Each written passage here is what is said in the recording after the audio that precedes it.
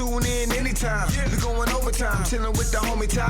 And if you stay up all night, it's still going down. We know how to get the job done when you working out. Independent hip-hop and R&B, yo, they call me Mo Beast. This track is all me.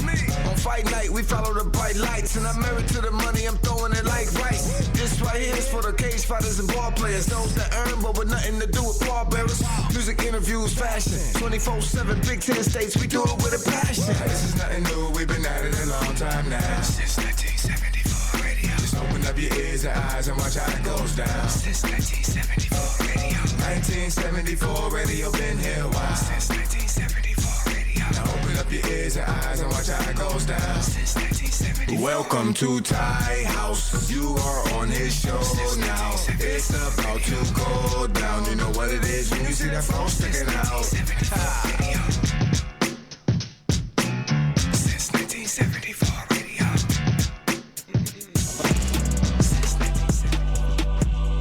Yeah.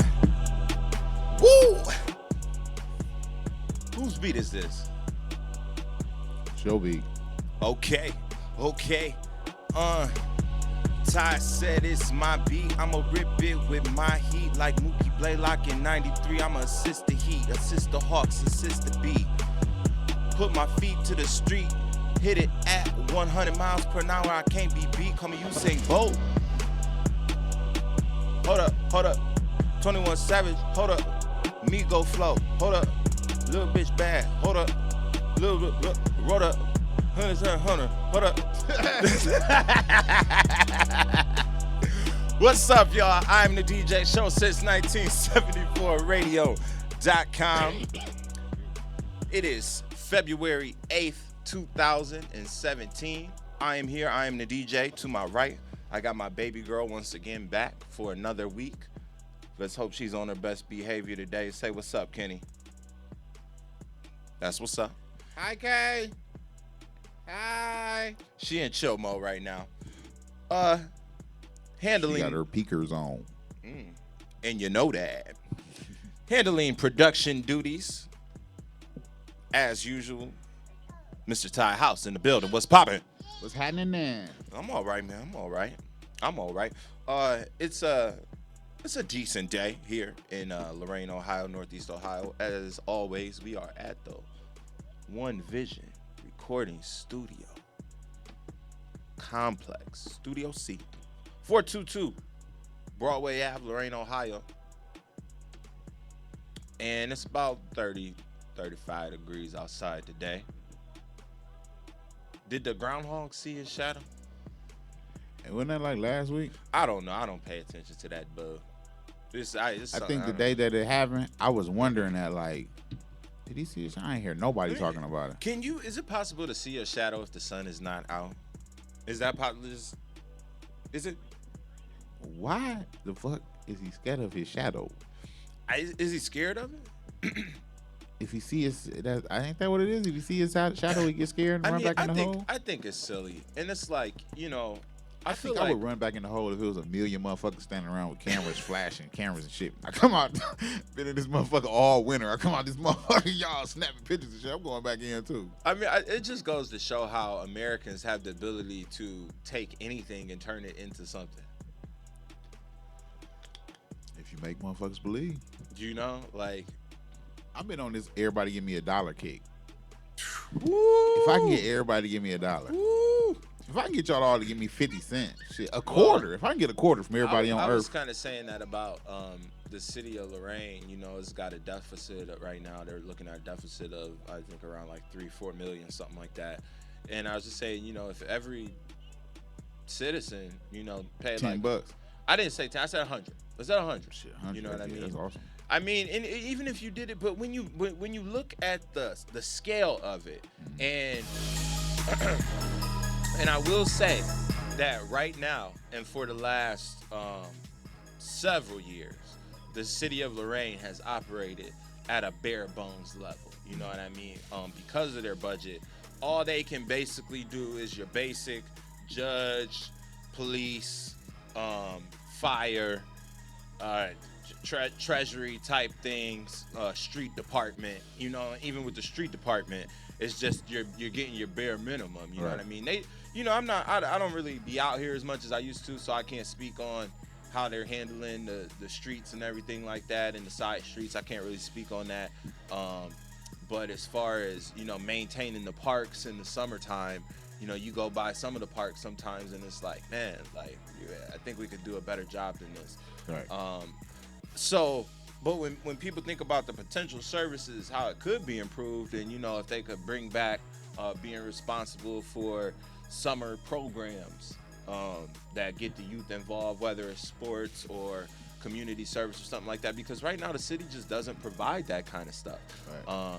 They leave it up to the social service nonprofit organizations in the schools to provide that kind of thing. But when it comes to like adults, okay, that's something that's really lacking in the city of Lorain, because there is no organization, to my knowledge, that tasks itself with being responsible for the recreation of normal, adults without any chemical dependence issues or mental health issues or anything like that. Go ahead. I think this is like just I think tie into what you're saying, but it's kind of like totally off subject. Is the steel spot still open? The steel mill? Republican? Yeah. The steel mill? Man, I think there might be like a handful of people that are still in there just like, turning the heat on or something, just making sure that the building doesn't absolutely go to waste. But other than that, no, I don't. And I could be wrong on that. Maybe like one side of the mill is still operational. But I'm pretty certain that it's pretty much shut down right now. It be looking extremely dark. And I was going to say I might have to pull my truck up and get to doing some scrapping. We want to know what's going on, man.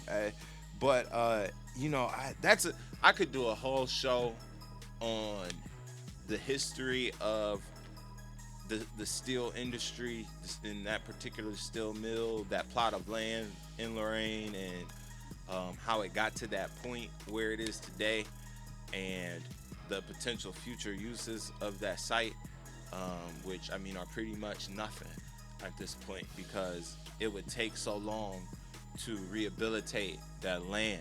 It not take so long. It costs so much. Oh, but even even if it got paid for, the time that it would take to do the work, and then once you do the work, like, I'm pretty sure there's just like an ecological time frame that has to take place, because the chemicals and everything have just been seeping into the soil and contaminating it for over 100 years now. I know. Yeah, it's the story of, if you look all The Rust along Belt. the Rust Belt, and specifically these Great Lakes, and then on the inner parts of our country that don't have the lakes, look towards the rivers, and that's where all your major cities were built. And that's what America was. It was industry. It was steel. It was trains. It was iron manufacturing. Production. Yes. And that's Now it's technological technology. I don't. It is somewhat. But I would say service. I think that's like the and biggest. service, We are in a service economy, and I think That's why ain't nobody got no damn money, because service, servant, slave. Ooh. Well, I look at it definitely. I know you don't look at yourself as a slave for 100% of the time. Especially right now. Because we are providing a service, Right.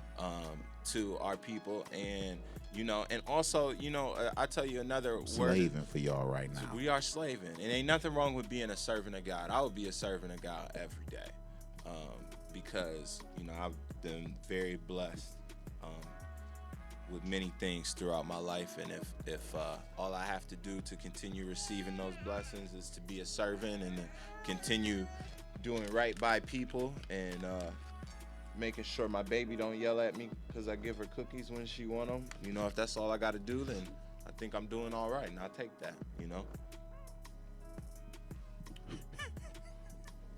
Just keep on living. Where were you this weekend, Ty? Where was I? I was in New York. The Big Apple. Yeah, I was in New York, concrete jungle where streams are made of. Laboon in Queens. Queens.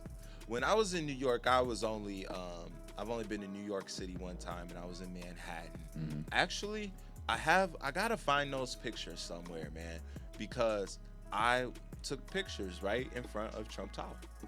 Dope. I was on Fifth Avenue. This was I ain't made it to Manhattan yet. I'm working Yeah. my way down there. I was in Long Island last week. I mean, a couple weeks ago. I was in Queens this week, and I think we are in Manhattan on the next trip in 2-3 I'm weeks. telling you, man, I'm pretty flexible, man. I know the back is packed with equipment, man, but I think I'm gonna try to smuggle Say, myself in like Cole Brown and just pop up on y'all once we get to the destination.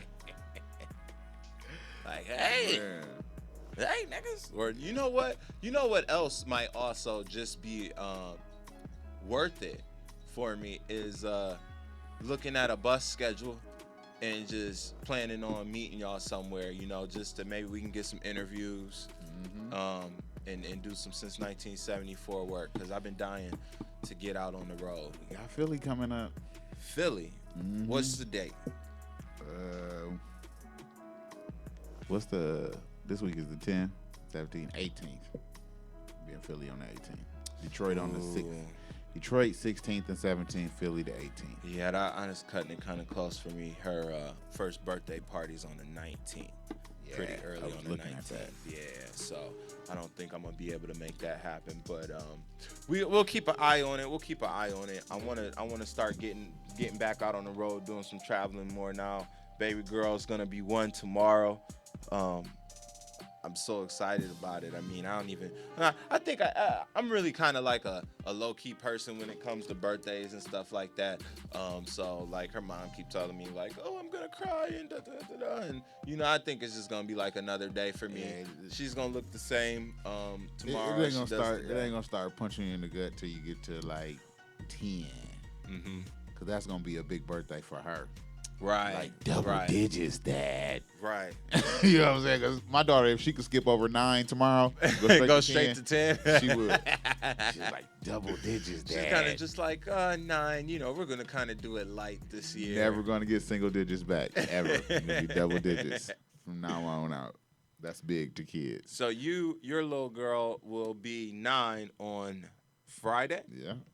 Ooh, 9 years man, old. you gotta go through it on the Friday too. You taking her out on Friday night? You know, we supposed to been going to Red Lobster. She hit her pops up and said, "Dad, I don't want to go to Red Lobster. Oh, switched it up on you, I want you to just come hang out, get some pizza, watch some movies, man. just spend a little time together." That's And then That's she was what's like, and then "I I want want these $175 Ariana Grande headphones." Damn, I'd rather did Red Lobster. does Ariana Grande call you and tap into the The headphones and sing the songs? They got the little cat ears on top of the Oh. headphones, bro. It's like Oh. they gold, and they got the little cat ears on top of them. What's Ariana Grande the and killed us. what's the best birthday present you ever got? Damn, bro.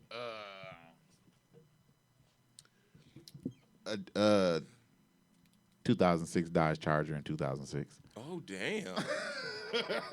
Well, shout out to whoever copped that for you. Well, damn. Damn, I was about to say, man, I really like this pair of bronze I got a couple years ago. But really, honestly, I couldn't say, man.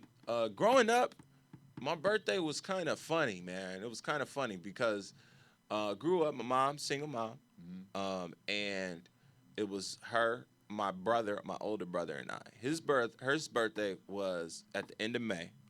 My mom's birthday was July 4th, 4th of July. Okay. Bam, Independence Day. She always did something big for her birthday. Right. My birthday is second week of August, August 14th.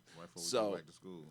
right. And as it would like turn out, that timing of festivities, like my birthday falling right in between my mom's birthday and going back to school, which right, which has these costs associated with it and everything like that.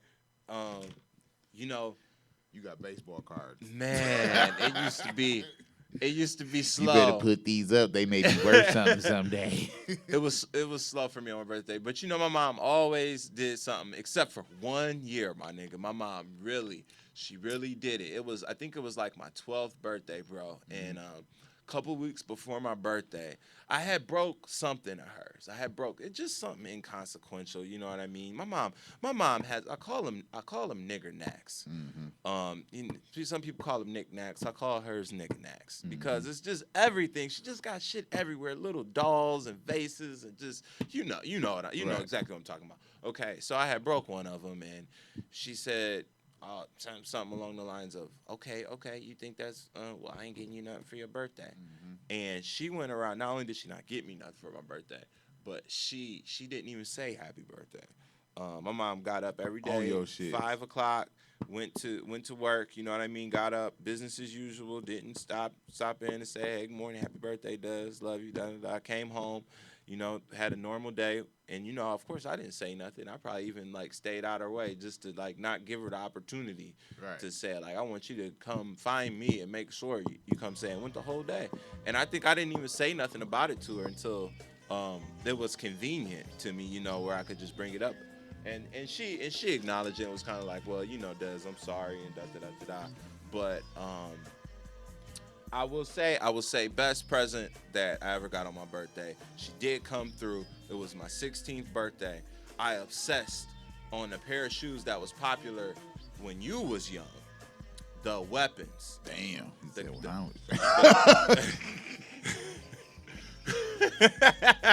That was like saying, nigga, I wanted some Chuck Taylors. Well, I'm saying because this was when they first came out. Not when they first came out though, but the Converse, the Weapons that Larry Bird had them, Isaiah had them, and then they would come out in the different colors. Right. And they had them in white and blue, and I fell in love with them. This is like 2000 something, you know what I mean? It was a re-release of them, retro, and my mom came through, copped them for a nigga, the exact pair that I wanted. Dope. And she came through for me. So shout out to my mom. Always. Mom also got my birthday a few times, but it was always like, it wasn't when I was young. It was always when I was gone. I was out of the house, out of the state, out of sight, out of mind. You know what I'm saying? Exactly. And she'll forget about it. And like you said, I'll let my whole birthday go by. Then I called her like 12:05, like, "Hey, Mom, how you doing?" Nothing. What's going on with you? Just got through kicking it for my birthday. Oh man, you know. But as a kid, she always made sure birthdays was great. You know, birthday parties, family gatherings. And then when you got to be about, after maybe that 16th birthday, it was all about we getting fucked up on our birthday. You know what I'm saying? Like, dude, I can remember one birthday, we smoked a pound. No, I mean, like, literally. Like, for real. We literally like smoked real all 16 ounces. Like, I mean, don't get me wrong. We didn't do it all in one day. It took us a week, and it wasn't just me. Right. You know what I'm saying? It was a group of us, and that was our mission, to smoke out. Okay, had now 1 pound. It was like some Reggie though. No, It was so high grade. Yeah, this was tree. High grade. Okay. Tree. Nigga, we was off that shit. Nigga. So I remember birthdays where we done drunk 2 or 3 kegs. You know what I'm saying? Went through cases of dope. like, man. I mean, birthdays that you just be like, I don't even remember my birthday. Like, you know what I'm saying? So to have something, I'm saying from like 16 to like maybe 30, 32, somewhere up in there. That's what birthdays was about, getting fucked up on your birthday. Right. So the first time somebody ever took me out, a female at that, took me out on my birthday was dope. You know what I'm saying? Took me to the D. We went to a Detroit Shock game right after they had won the championship. We had floor seats. You know what I'm saying? Like right behind the bench. So you know what I'm saying? I was talking shit to Deanna Nolan and shit. And we ended up at the casino, Greek Town, you know what I'm saying? Who is Deanna Nolan? Remind me that. I know that Tweety name. Used to play for the Detroit Shock. WNBA. WNBA, yeah. She was one of the first females to dunk in the WNBA. Okay. MVP a few times, and you know what I'm saying? She from Flint, used to date my brother. So you know what I'm saying? When she seen me, we right there on the floor, we talking shit the whole game. This was like the year after they had won their first championship, and had Carl Malone daughter on the team, Tanya Ford, I think, or Monica Ford or something like that. But yeah, they had a pretty dope team. Bill Laimbeer was the coach, Rick Mahorn was the coach. You know what I'm saying? That was dope. And then of course, like I said, a couple of years later, got a car for my birthday. That was pretty dope. Whew. Yeah, man, birthday. It's your birthday. Black History Month. Later. Still going on. Huh? Still going on. It is. For the next 20 days. It is still going on. You better believe it. And They ain't canceled it yet, y'all. And feel free to continue to celebrate past February. Although I think one of the weakest takes during Black History Month is you don't have to wait until February to celebrate Black History Month. I think that's what we would take. Okay, with it being Black History Month, who is the all-time greatest Afro-American ever? Just in life, just in anything. Life, and ever, period. Who is the number one Afro-American ever?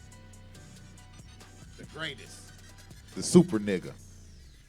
The super nigga for real. If I had to give it to one person, man, That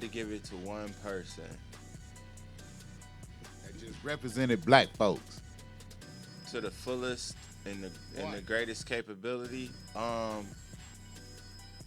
Man, there's so many choices. You just got one. But if I had to pick one, I'd say Muhammad Ali. That's what I was thinking, Muhammad Ali. Yeah, I think I'd definitely say Greatest Muhammad Ali, nigga man. ever. Man. I think he like, I have an opinion on that I've stated before. I'll restate it right now on blackness and what it is to be black, and when you compare it to it's the youngest ethnic culture on the planet. It's created, you know what I mean? And you can look up studies, and it's not just that easy to connect these black people that live in America and to you can run those DNA traces and say, oh, my blood says I'm 85% Nigerian, you know what I mean? We're gonna have a lot of people mad at us about our decision too. You know what I'm saying? When you got Malcolm and Martin and Obama and Tupac and I could sit here and tell you why I don't. I think out of all of those, I think there's something to be said. There's a case for Malcolm X. I think there's a case for him. I got a lot of respect for Dr. Martin Luther King Jr. Definitely, but I just feel like you don't always get the whole story with him. Louis Farrakhan. I think Louis Farrakhan though. Reggie White. Reggie White, the what they call him? The Deacon, the football Did they call player. him the Deacon? He was a deep dude. Yeah, I liked Reggie White a lot. Would you consider Michael Jackson No, one of the greatest niggas of all time? no. He was just an entertainer. I He mean, was just- Mike did a lot. No, man, you know for the what? world, You're absolutely you know what right. I'm You're saying? absolutely right. I think though, because I think just as easily as he had his skin bleached, I think he could have been made to look blacker. Okay? Like with the nose and shit, you know what I'm saying? That's not a part of your disease. You know what I'm saying? That's you have a mental stigmatization with how your nose looks, and over years you had countless surgeries to thin out your nose and to bleach your skin and to not look black. Right. You know what I mean? So that for that reason alone, I couldn't put in there. And everybody knows I love Mike. Love Mike. What about Maya Angelou? I think that my choice of Muhammad Ali is very reflective of who I am as a person and what my interests are, things that grab my attention. Sports is like one of the hugest, most important foundations of my life is sports. So with him being an athlete, and also something else that's very important to me and has been important to me as long as I can remember is speaking up for what you believe in, even if it's not the popular opinion. And I think that Muhammad Ali definitely epitomizes that just as much as anybody else, because he gave up what was. I mean, I don't know how many other people in his position would have given up what he gave up, being the world champion. And not only being the world champion, but he didn't fight for a couple of years. They blacklisted him because he didn't want to go to Vietnam. And you equate that now, and it's not even, you know what? I don't even think they were gonna send him to Vietnam. They weren't gonna send him. He just didn't even want to sign up for the draft. He just said, like, I'm not even signing my name up. Like, you're not even gonna get me to step forward. So I compare that nowadays. Say something like that happened now today, and you know what? Let me not say now today, because with the example of the person that I'm gonna use. Let me take his bread away, okay? Let's say LeBron. Let's take LeBron's bread away, okay? And let's take him back to when he was a young man coming into the NBA. Still hadn't yet quite gotten his family out of poverty. Hadn't put all his boys on yet, okay? LeBron, sign up. You're forced to sign up for this draft. I know this is wrong. We out here invading this country, and this is wrong. I think he signs up for it. And I'm not mad at him. I'm not really judging him. Speaking of LeBron, where do you think he will end up in this conversation? If Muhammad is the greatest of all time, and we didn't even mention Michael Jordan, where do you think LeBron can end up in this conversation? Okay, well, let me tell you about Michael Jordan. As far as his athletic accomplishments and business accomplishments, man, fantastic. But I just feel like when you compare him to somebody like Muhammad Ali that used his voice to openly call out to black people and expose certain things to them and to tell them the truth without any type of care about how it affected his bottom line financially. I have so much respect for that. And to me, that's worth more than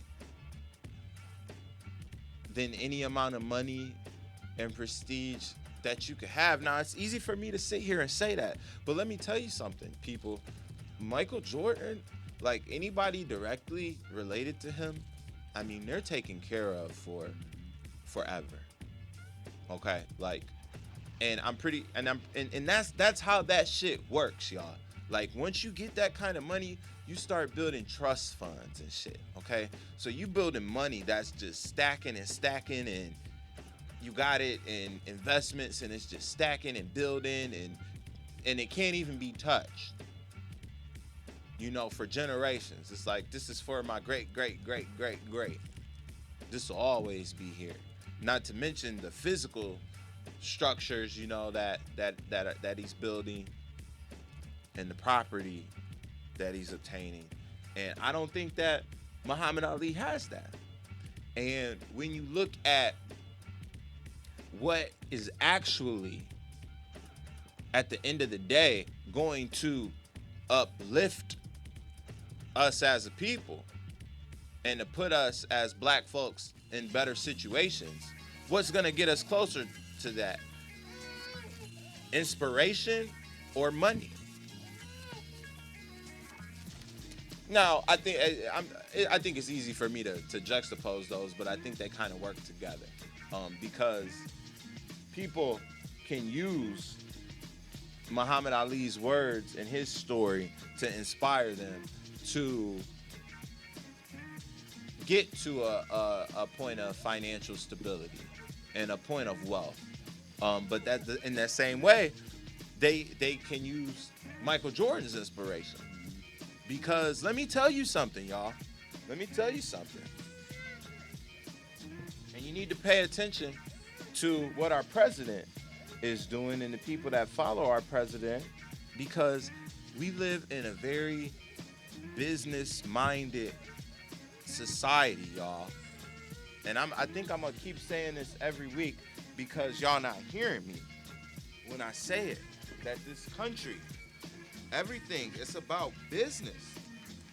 This country does not care about you for real, y'all.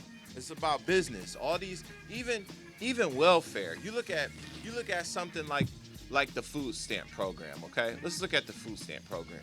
And people, what do people always say about the food stamp program, Ty? What's their biggest criticism of the food stamp program? Who? The critics of the food stamp program. Like when you usually hear somebody who's upset about the food stamp program, like who are they mad at? I don't know. Who are they salty at? Who do they point the finger at and say, like, Lazy people? lazy people? They're talking because they're You lazy assuming fuckers. that these people who receive $180 to because that's what I was getting as a single man on the dot, $180. Okay, I think that's the lowest amount you can get. It's $180. So I was receiving $180 a month. To people that are receiving up to $600 a month for their whole family, okay, or possibly more than that. It ranges or whatever.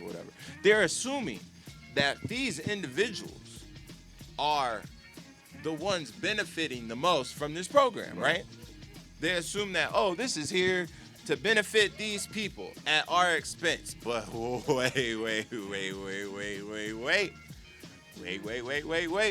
You gotta follow the money, y'all.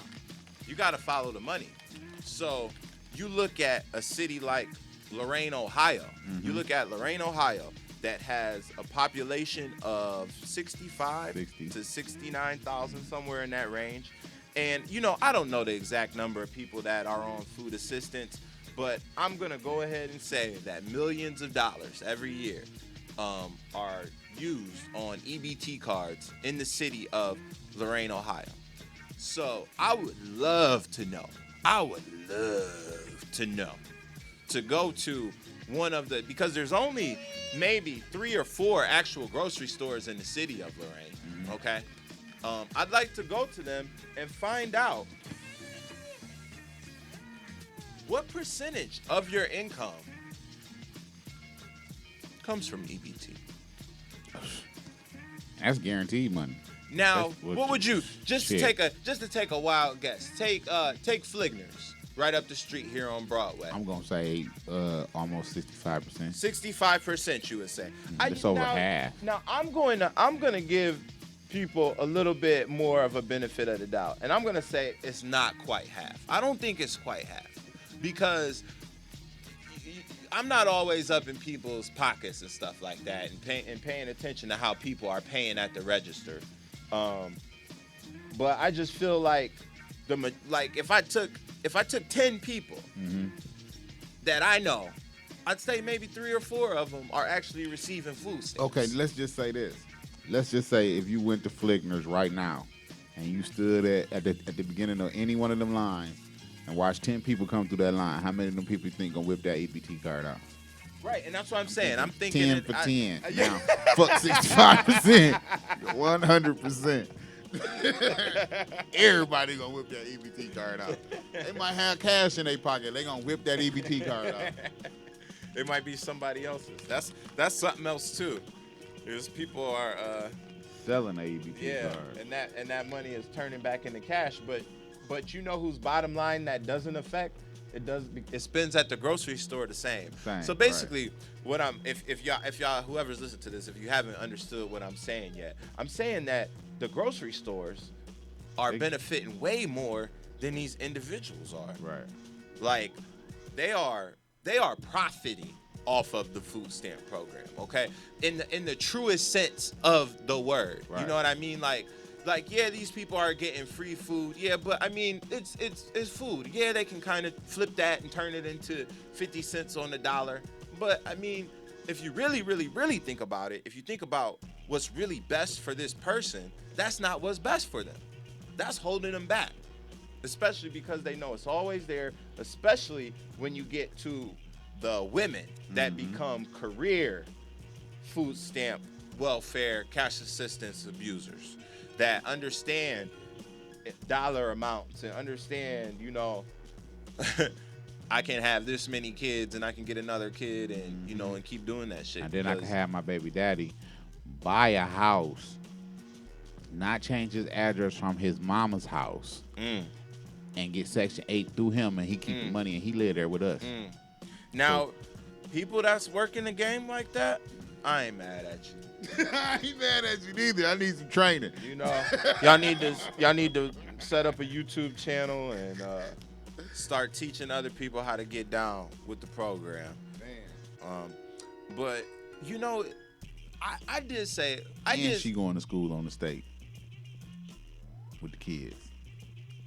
Who is? She is.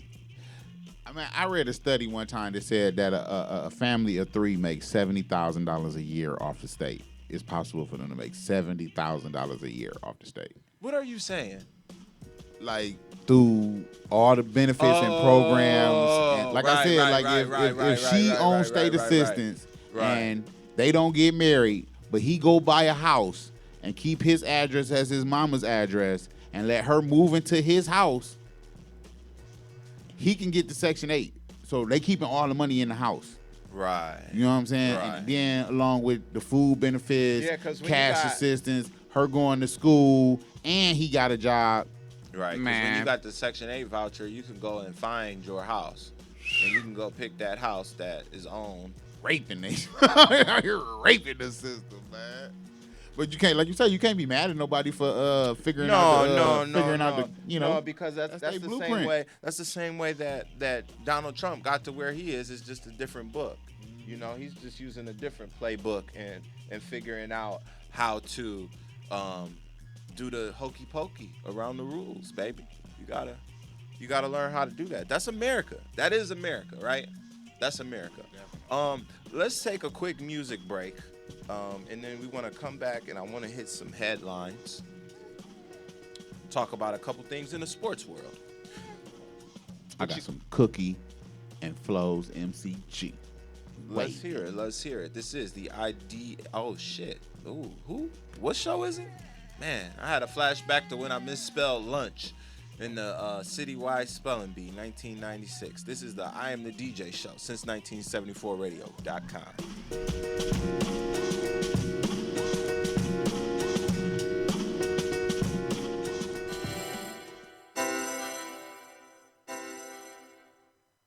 Ocean.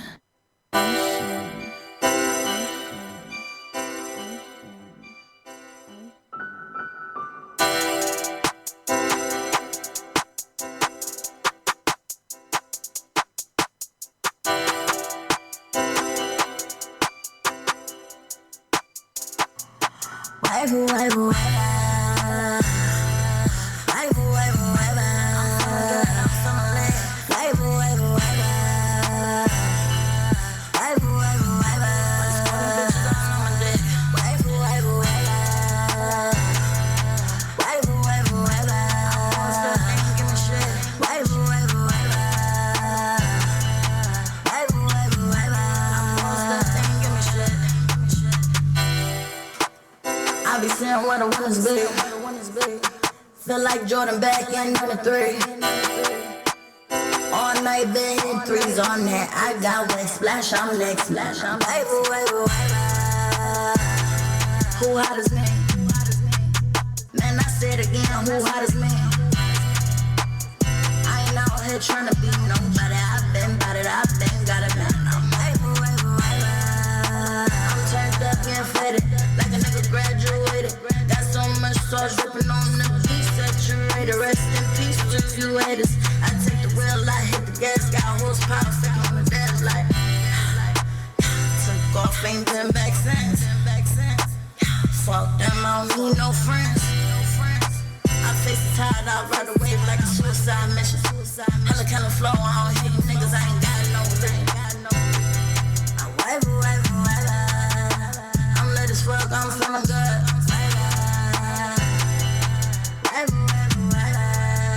I can tell you ain't from a nigga woods. Golden State diamonds on the chain. Old State, but I'm from the rain. No, I don't even want the fame, I want one thing. That's me, man. Now run it up and I spin again like. Took off, ain't been back since. Subbies, I pay my rent. Always keep that bill like Clint. CeeLo green, like no pen.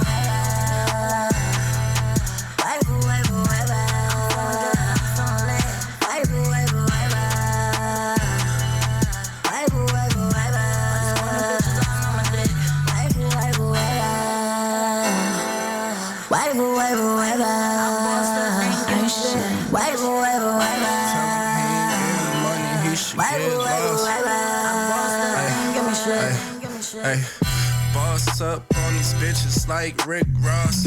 My bitch tweaking, wanna know how much my wrist costs. Tell him he ain't getting money, he should get lost. Girl, I'm popping like lip gloss. I'm so fucking wavy, like a Max B. I think I'm bigger, Veil, baby. In the game, ballin' while you niggas tailgating. Nigga fuck with me, my girls be saying shit's crazy. You don't want no beef, you must be mistaken. These niggas police, man, I swear I smell bacon. Baby, I'm on fire, go to hell and tell Satan. On the road to riches, I'ma lead a trailblazer.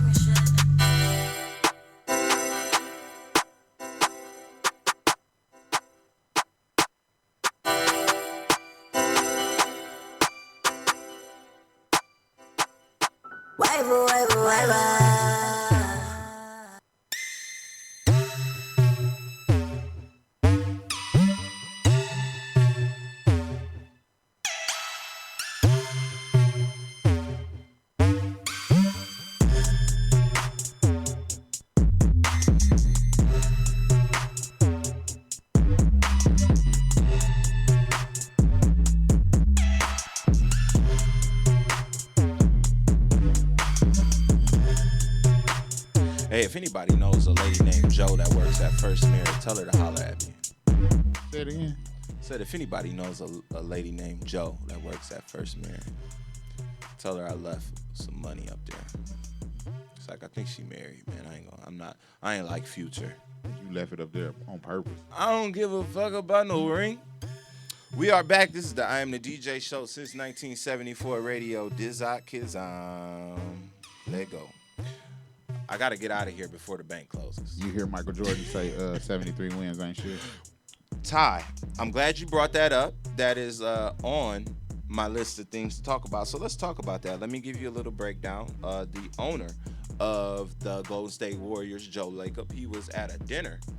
And Michael Jordan was there, and everything was cool. Everybody was talking, chatting. You know, it's an NBA owners meeting. We're talking. And Jordan says, you know what, y'all? 73 really don't mean a damn thing, okay? And the Warriors owner says, that shit hurt my feelings. Hurt by this.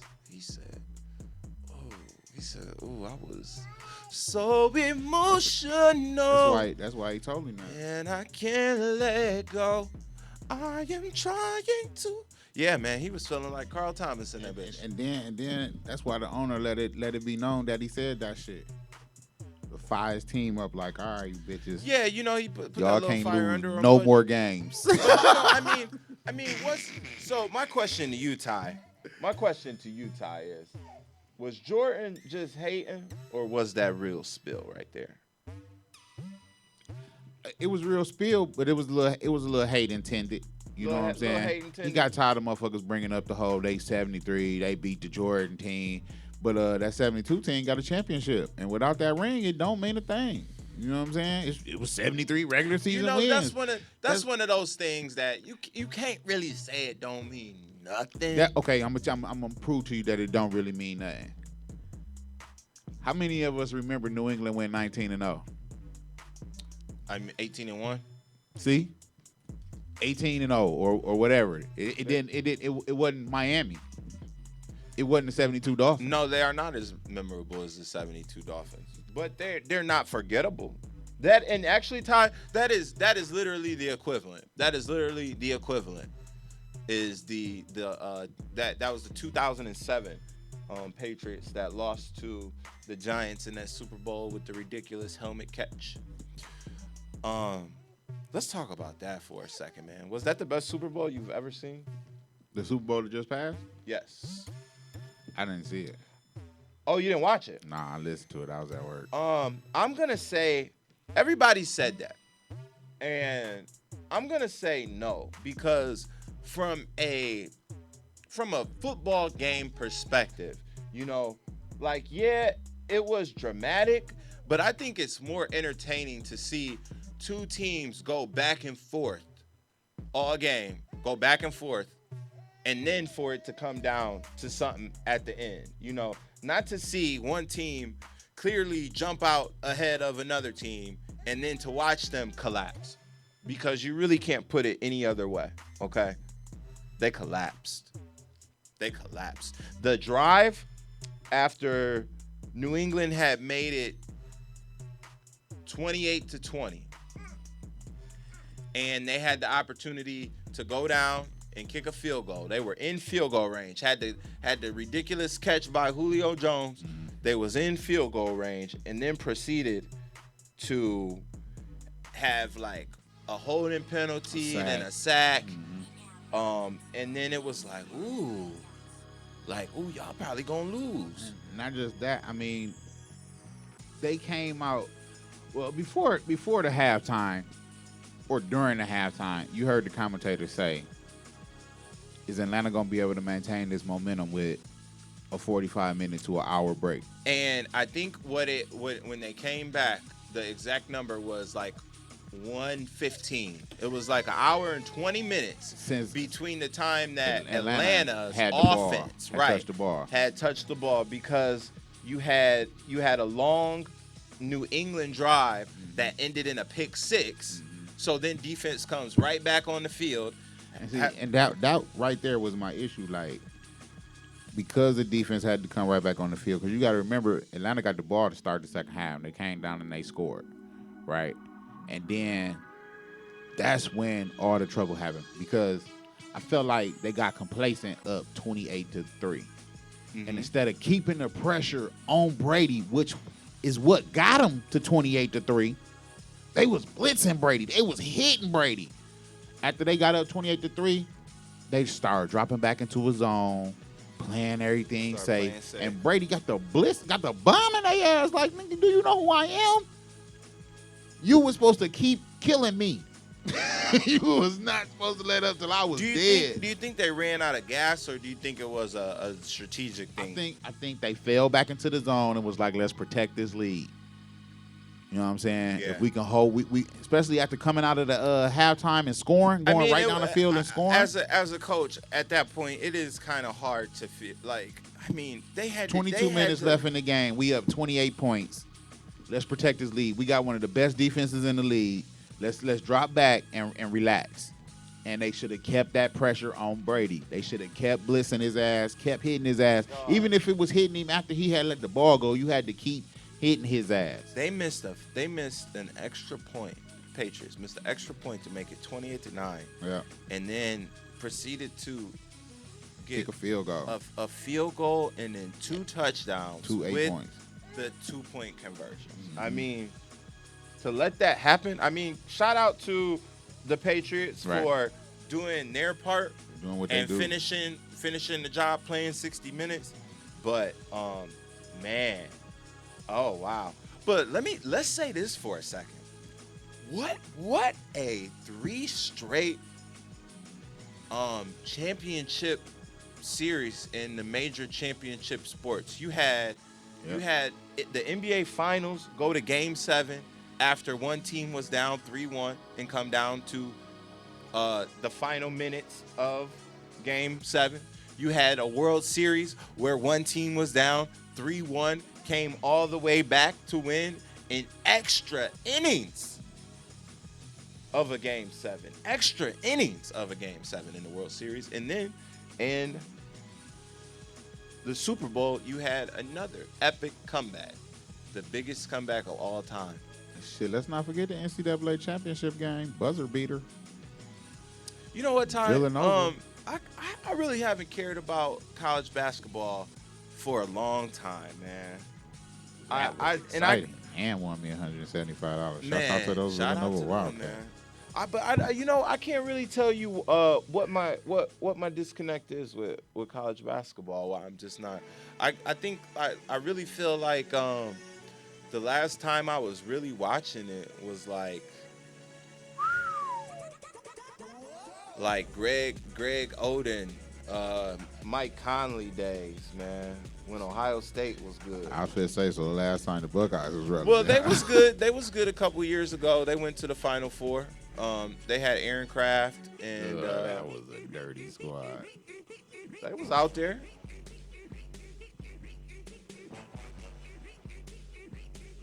Why does Thad Matta still have a job? Because he had a Greg Oden and D'Angelo Russell, and he done did a hell of a job in recruiting. He just having a down season. They done won some big games this year. Yeah, they're not gonna make the tournament. They had y'all in the Final Four. I was in the finals like 2 years in a row. We did beat Michigan this year, though, so I'll take that. What's going on with Carmelo, man? What's going to happen with Carmelo? Phil's taking shots at him on Twitter. He coming to Cleveland. Now, how does that possibly happen? It's just a waiting game. The deal done already been made. It's just a waiting game. I mean, but seriously, what salaries does Cleveland send to New York? What? Who you talking to? Dan Gilbert?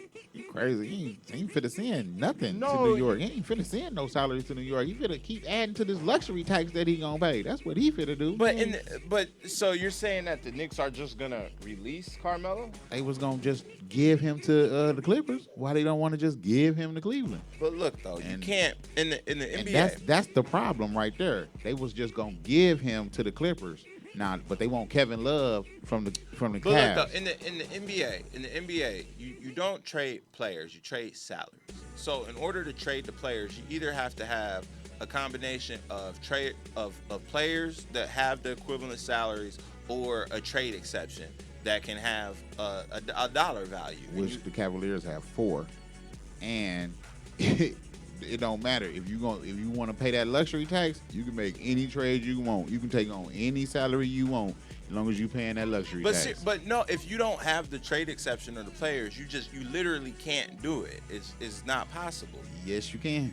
You just have to pay that luxury tax, bro. Yes, you can. No, we'll continue the conversation afterwards. We'll look it up. But I'm serious. It's like it's a rule. You have to have. You can't say you give me Carmelo for nothing and I'll pay a salary. It doesn't work like that. You have to send something back. So how was they gonna send him to the Clippers and not receive anything? That's in what I'm return? saying. I don't know what that deal was. I don't know. I didn't see that.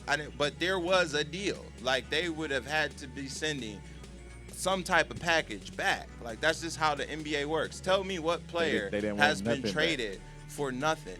They don't want nothing back. Ty, They it's might not a would've matter. Got, they might have got some first round draft picks or something. You like can that, send. but You can send draft picks. But You you can would- send they players wouldn't with have got expiring no player, no contracts. salary. You can send expiring contracts. You can send players like right now. I think the Cavs. No, they already traded him. Like they traded Mo Williams. Like Mo Williams is just like dead money. Who he didn't suit up for him all year, but he's there. You know, like the system is set up like that to prevent exactly what you're saying. To prevent one team from just saying, "Here, just take this guy. We don't want to pay his salary anymore." You know, like they have to take something back on the other end. So I just, you know, at this point, with Phil Jackson openly throwing shots at Carmelo in the media, I just don't see how he stays there. Who? Carmelo. Oh, he's coming to Cleveland. They're not giving up Kevin Love. It's definitely not happening now. He played himself out of that trade the other night in the overtime game versus Washington. Was that just? That's why we in a stalemate right now, because they're not coming off Kevin Love. So you got to sit around and wait. Yeah, till everybody get together in wherever the All-Star game in New Orleans this year and work the trade out. This is gonna be interesting. This is gonna be a interesting next couple weeks in the National Basketball Association. But the biggest news in sports this week that just came down: our sister Clarissa Shields out of Flint, Michigan, on March 10th at the MGM Grand in Detroit, for the first time, a female will headline a boxing event on Premium Subscription Network. That's dope. She will be facing Sylvia Zabados, who is 15-8. That's dope. Who else on the card? I don't know right now. Hopefully the Durrells or something like that. Something interesting that I've seen is that she's going back to her original trainer, Jason Crutchfield, to where if you've seen any of the documentaries about her, that's the dude that, took her in at the gym and really kind of became like a second father to her. And so I think that's a very interesting dynamic. Hopefully it works out, right. Because you never know with stuff like that when you're doing well, and then you make a change, and then you go back to that person. Hopefully some of that same magic is there, and he's able to help her continue to develop, because I was reading some stuff about her, and it seems like she has some pretty lofty goals. Mm-hmm. One of the most interesting goals of hers that I saw is that she wants to be the first female ranked in top 10 pound for pound. And I feel like that's a very achievable goal. Yeah. I think that's a dope goal to have. And I think something like that would be a breakthrough for women. How do you feel about women's athletics in America? I love it.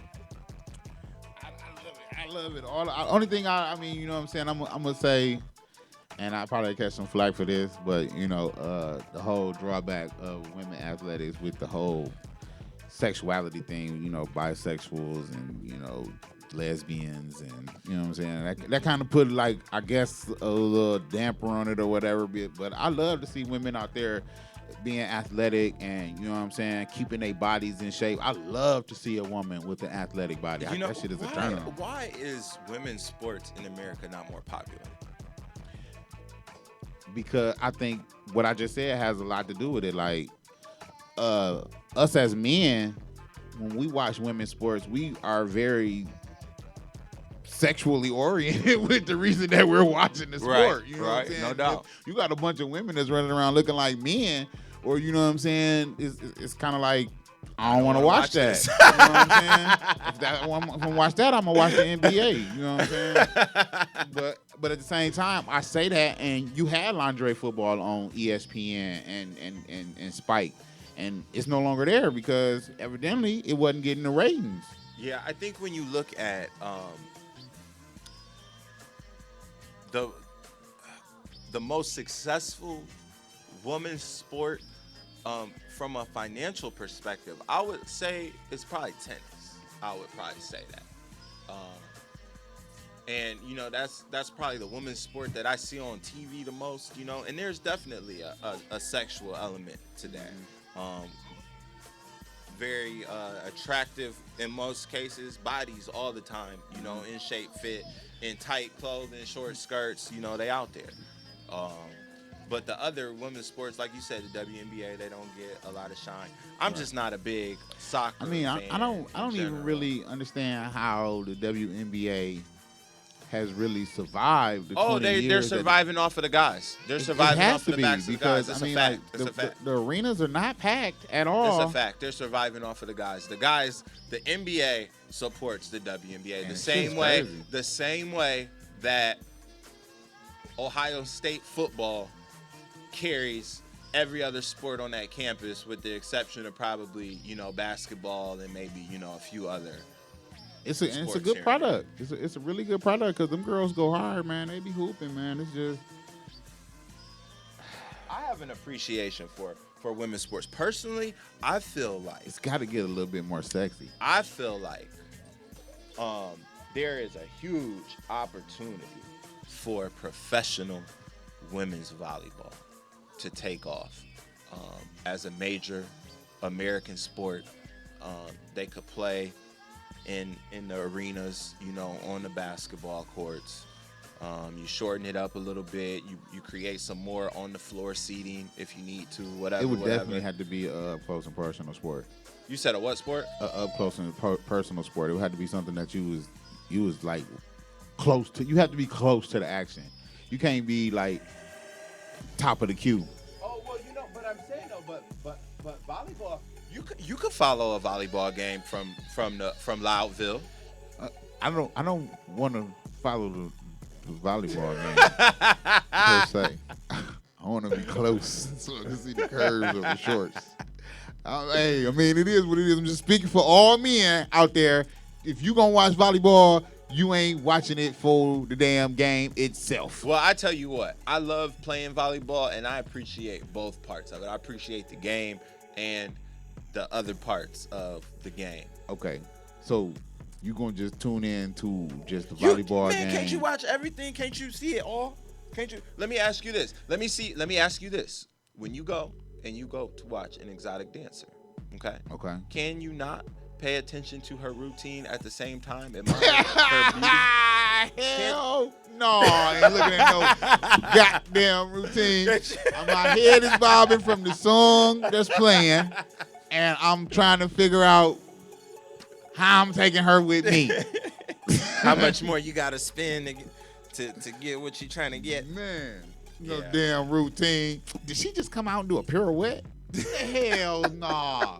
The way she twerking on that Man, chair. I'll tell you, man. Still, for the rest of my life, I will still talk about last year the show with the young ladies out in Cleveland, and Cardi B came through and did her thing. But old girl crawled up the pole into the ceiling because it was a drop ceiling like this one here. We're going to put a poll in here, too. Yeah. I keep saying that. That could happen. One of the tiles was out, and the pole went up into it, and she crawled up into and this drop ceiling, it went up high. It wasn't like this one. That's probably only this. It went up, so she disappeared for probably about 20 seconds, and then just dropped back down and just ass shaking, glitter popping everywhere. It was amazing.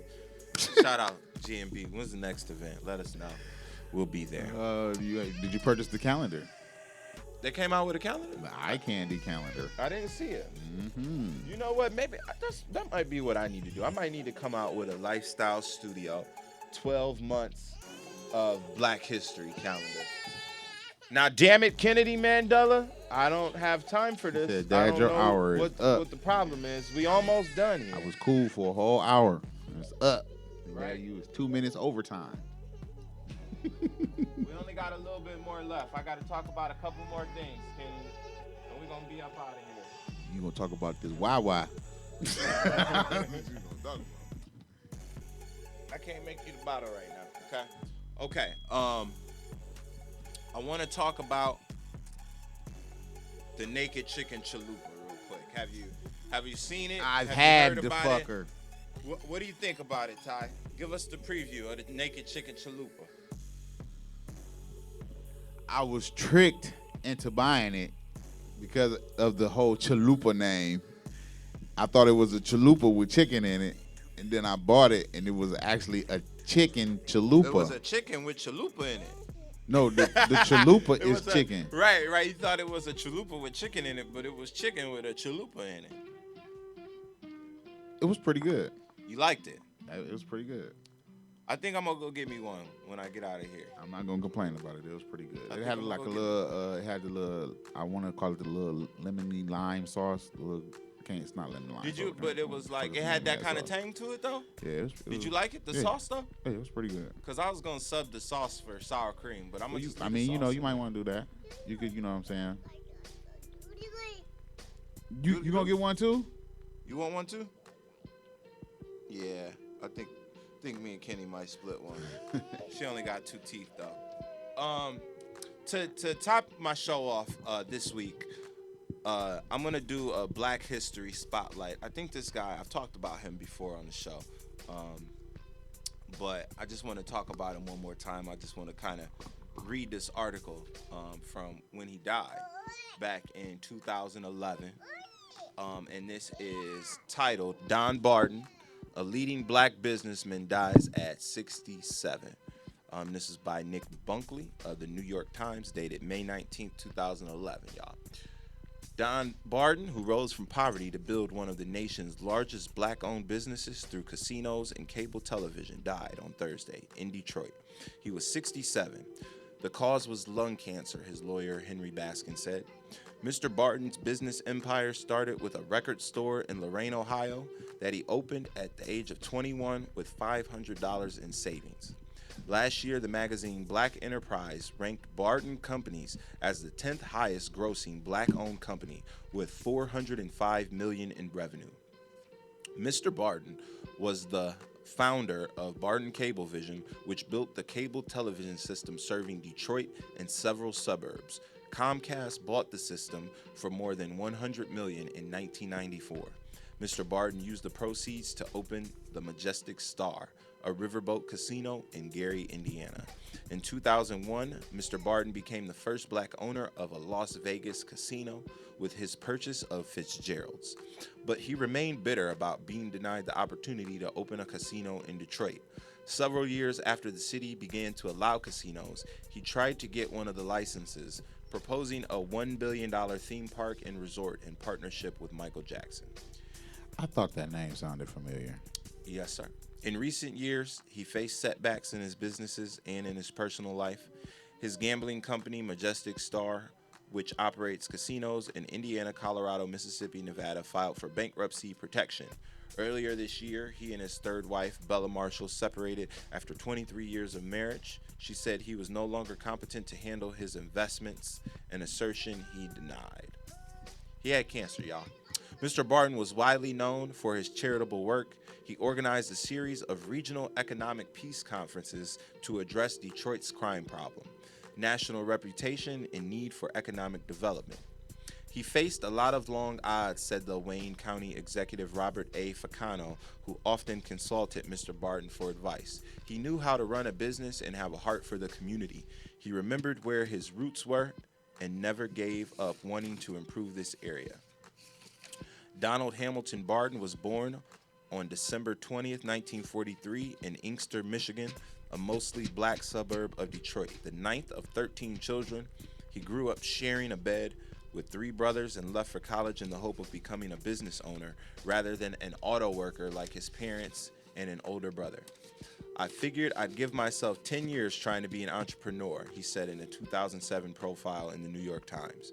If I didn't see the light at the end of the tunnel, I could always go at 30 to 32 and get a job in the factory.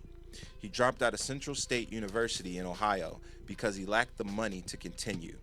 In 1965, he opened Donnie's Records, which he promoted through appearances by the Jackson 5 and James Brown. During his 20 years in Lorain, west of Cleveland, Mr. Barton became the first black member of its city council, founded a newspaper, the Lorain County Times, worked as a news anchor, and hosted a weekly television talk show. Mr. Barton began developing real estate in Ohio before turning his focus to cable television in the 1980s, when he returned to Detroit and won the contract to install a system throughout the city. Besides his wife, Mr. Barton survived by a son, Don Jr., and a daughter, Alana M. Barton.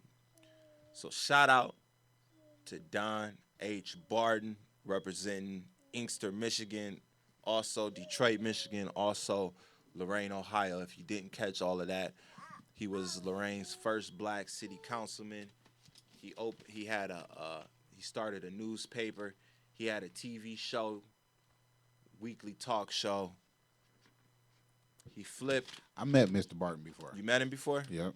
In Vegas at Fitzgerald's. I bet he was an OG. He was a cool Smooth dude.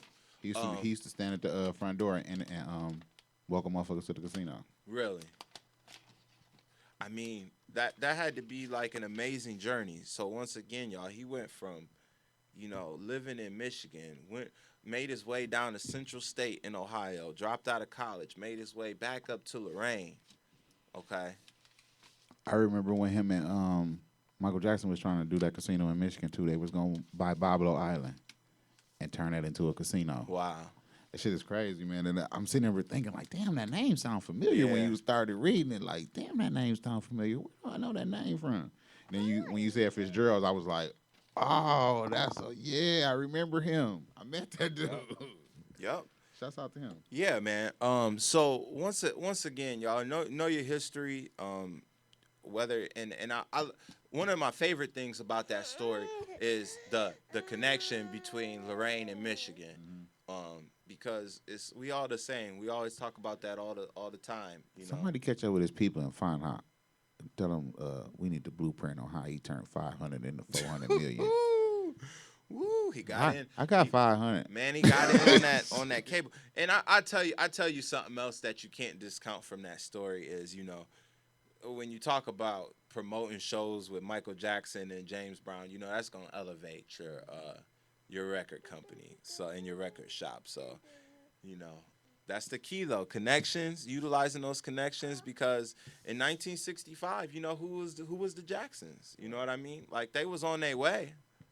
They was on their way, but they wasn't who they was, now revered as. So, you have to invest in people before they get big, y'all. Don't wait for your boy or even a stranger that you see. Don't wait for them to be somebody that you see on TV 20 years from now and then want to be like, oh, no, support them now.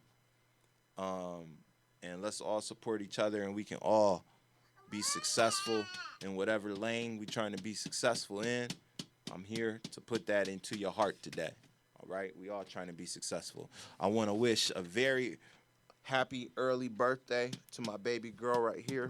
When we play this back a couple years now and we watch this, I want you to see that Daddy brought you everywhere he went when he had to take you, and we kicked it, and you used to cry on the microphone when you didn't get what you wanted. And tomorrow, I hope you have a great day, and I'm going to get you a cake, and we're going to go somewhere and get you some ice cream, and we're going to have a good day tomorrow. So I love you, baby. And happy early birthday to, what's your baby girl's name? Kyra Michelle. Kyra Michelle. Man, ain't that some shit, man? KM. We both got KMs, born a day apart, man. That's that synergy. That's the Lord working. So you got to be a good little smart girl, too, because I heard good things about Kyra Michelle. So you got to be a good smart girl, too. All right, before Kennedy decides that she wants to go really super crazy, we're going to get on up out of here.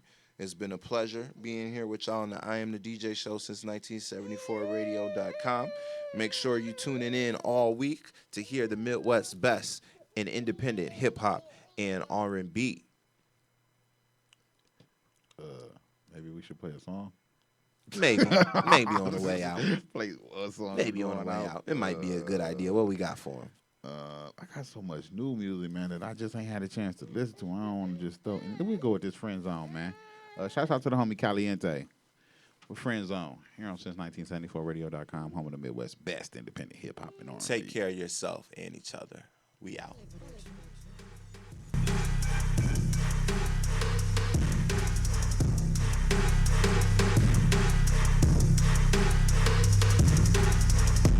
I don't wanna be up in your friend zone. I don't wanna be up in your friend zone. I'm tryna score, put me in the end zone. I'm tryna score, put me in the end zone. I don't wanna be up in your friend zone. Tell your homegirl that you're staying home. And maybe I can slide on a late night. And no, it ain't gotta be a date night. Tell me what you want, what you really about? If you need a baller, I am not a scout. But I don't mind what you trying now. I don't need you on my team, that is word of mouth. I am not the type to get the blind now. You remind me of my Jeep and I am not a child. Meaning I am not about to wipe it down. Never saved, I ain't about to save now. Gotta make a move to the money first. Then I'm on my way to put it in the hearse. If we just friends, you better let me know. Cause I'm about to swear you just to let you know. I don't wanna be up in your friend zone. I don't wanna be up in your friend zone. I'm trying to score, put me in the end zone. I'm trying to score, put me in the end zone. I don't wanna be up in your friend zone.